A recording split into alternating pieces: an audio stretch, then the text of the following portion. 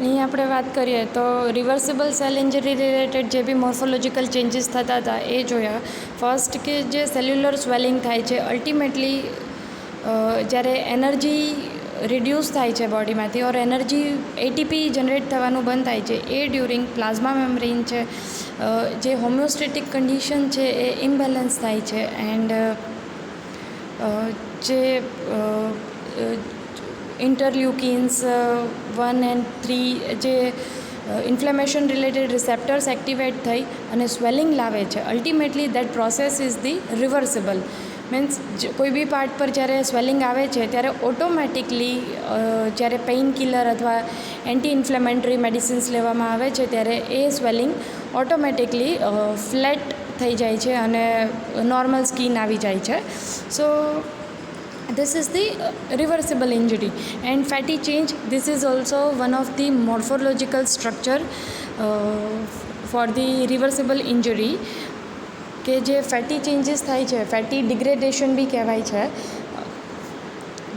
એ during જે હાઇપોક્સિક injury fat level accumulate થાય છે કોઈ બી બોડી પાર્ટ્સ પર અને એ જગ્યાએ ઓક્સિજન હાઇપોક્સિક કન્ડિશન પ્રોડ્યુસ થાય છે. એ ડ્યુરિંગ જે પ્રોસેસ થાય છે એ બી this is also one type of the morphological structure. And other morphological characteristic like plasma membrane blebbing and loss of the microvilli. Blebbing means bulb like structure form in the cytoplasma. Got it? Now mitochondrial swelling. Mitochondrial wall is completely swell, so the permeability is disturbed and ultimately the entire system is stopped. So necrosis or apoptosis, this type of process occurs. It is completely depend on the type of the swelling. Dilation of endoplasmic reticulum and eosinophilia. Eosinophilia means the eosin cells level goes high in the blood due to any kind of antigens like allergy, any kind of allergens, any kind of drug reaction or parasite. Many reasons behind that. Now autolysis. Autolysis means self-digestion is a disintegration of cell by its own hydraulic enzyme liberated from the lysosome. લાઇસોઝોમનું function બધાને ખબર છે. Lysosome શું કરશે, પોતાના જે cells છે એનું જ લાઇસોઝોમ કરશે, મીન્સ સેલ્ફ ડાઇઝેશન કરશે. Autolysis is the rapid in some tissue rich in the hydrolytic enzyme such as the pancreas, gastric mucosa, intermediate in tissue like the heart, liver and kidney, slow in the fibrous tissue. Hydrolysis, it is the disintegration of cell by the hydraulic enzyme liberated from the inflammatory mediators like neutrophils and etc. So these are the characteristic or morphological changes that occurs in the cell in the reversible cell injury. Necrosis, the series of morphological changes which occurs in the lethally injured cell. નેક્રોસિસમાં cell છે એ recover નહીં થાય, જ્યારે apoptosis છે naturally program cell death કહેવાય છે અને automatically cell naturally program cell death આપે છે. It is the positive or useful process in the body, but necrosis, that is the harmful for the human body. Now necrosis. Necrosis is the type of the cell death that associate with loss of the membrane integrity and leakage of the cellular content resulting in dissolution of cell, largely resulting from the degradation action of enzyme on lethally injured cell.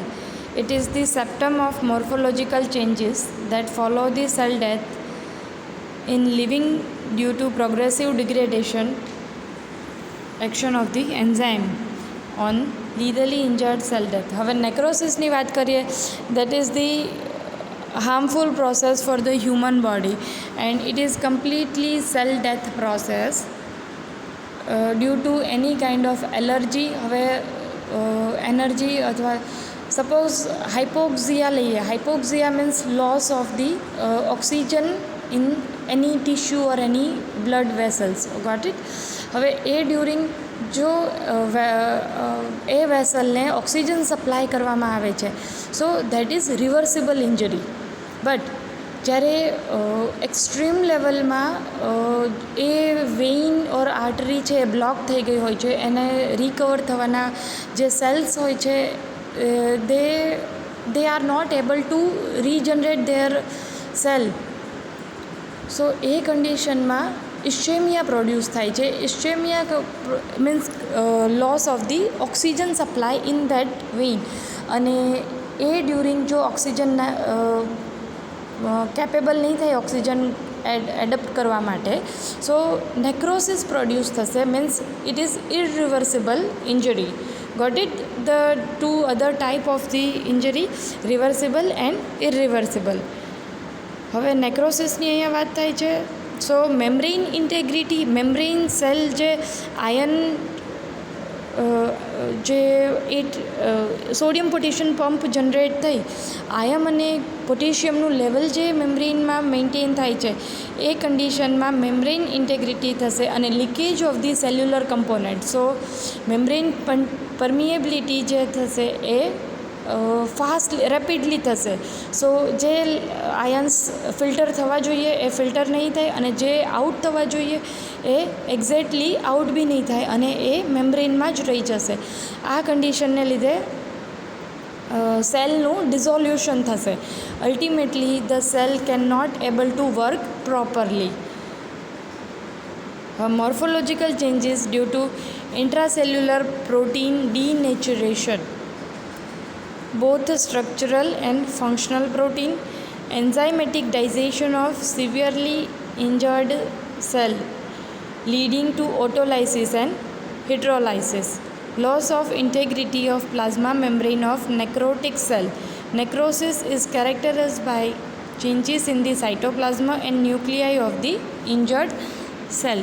These are the morphological changes due to the necrosis. Necrosis જ્યારે થાય છે કોઈ બી ઓર્ગન્સમાં, either એની blood વેસલ્સમાં, ત્યારે કઈ condition આવે છે? ઇન્ટ્રાસેલ્યુલર protein denaturation થશે. So protein synthesis જે પ્રોસેસ છે એ સ્ટોપ થઈ જશે. એન્ઝાઇમેટિક ડાઇજેશન બી પ્રોસેસ થશે. Enzymatic digestion of severely injured cell, અને એ કન્ડિશનમાં ઇન્જર્ડ સેલનું ફર્ધર નેક્રોસિસ થશે, એટલે ઓટોમેટિકલી ઓટોડાઇઝેશન પ્રોસેસ જનરેટ થશે. It leadings to autolysis and hydrolysis. So રિકવરના કોઈ ચાન્સીસ અહીંયા રહેશે નહીં. Loss of integrity of plasma membrane of necrotic cells. Necrosis is characterized by changes in the cytoplasm and nuclei of the injured cell.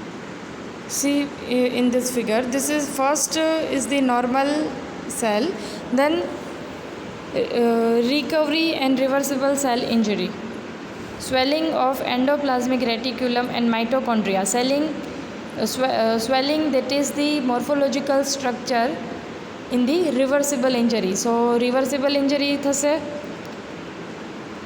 now, but in some cases reversible injury cannot, means cell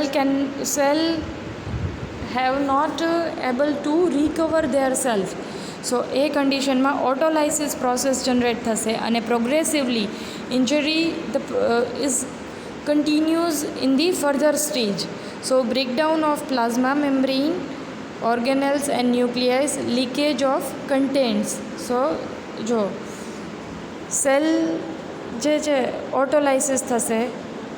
first second ફિગરમાં swelling, first જે cell છે એ automatically recover થવાના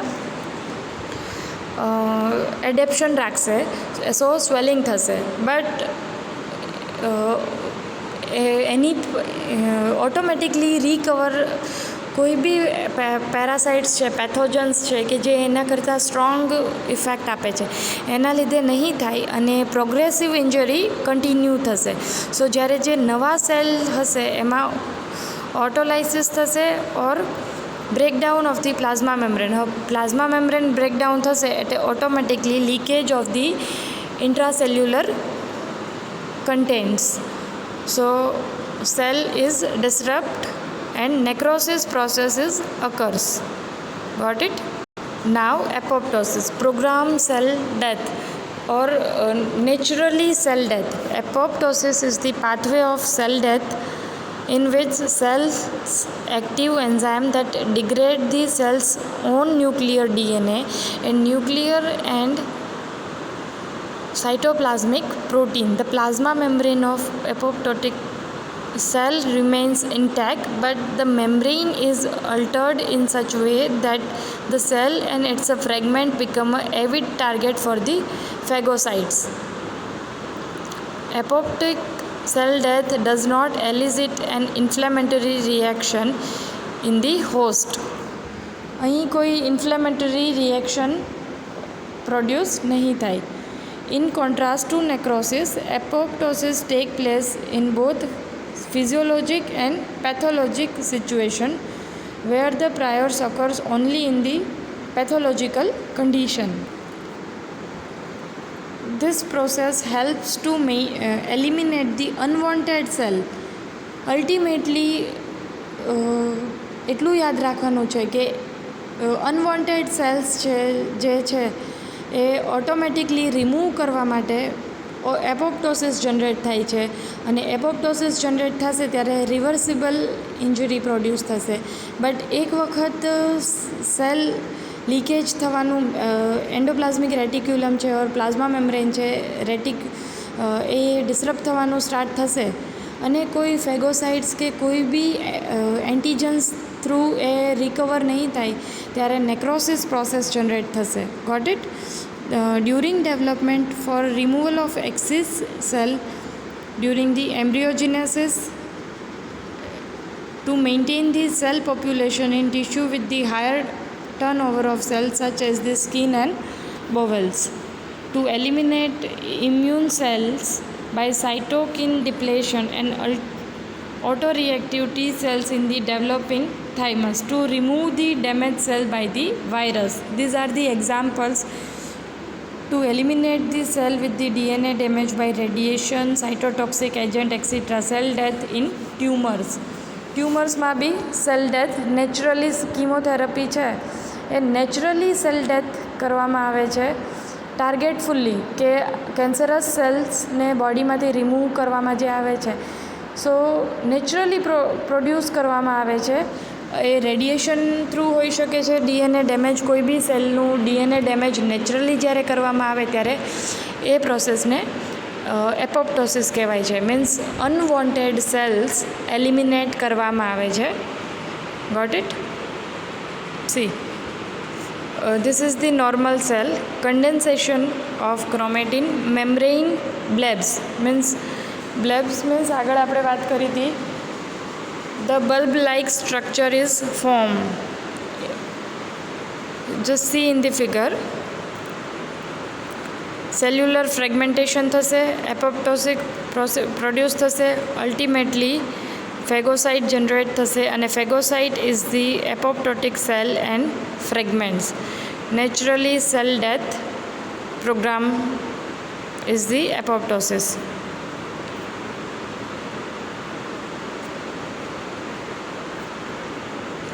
Got it?